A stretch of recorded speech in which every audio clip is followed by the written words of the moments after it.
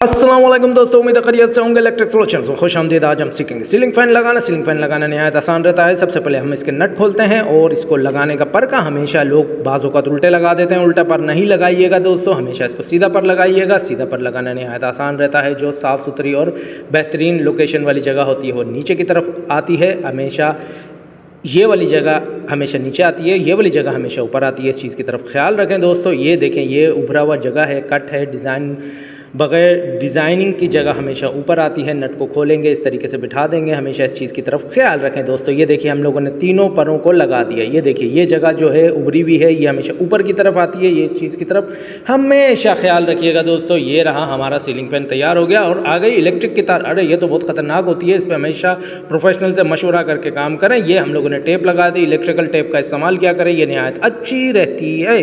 अब हम लोगों ने इस पर टेप लगाने के बाद ऊपर का जो कैप होता है उसके अंदर हम लोगों ने तारों को फिक्स कर दिया और फैन को स्टार्ट करते हैं। अरे भाई, स्टार्ट भी हो जा, बेहतरीन फैन रहा।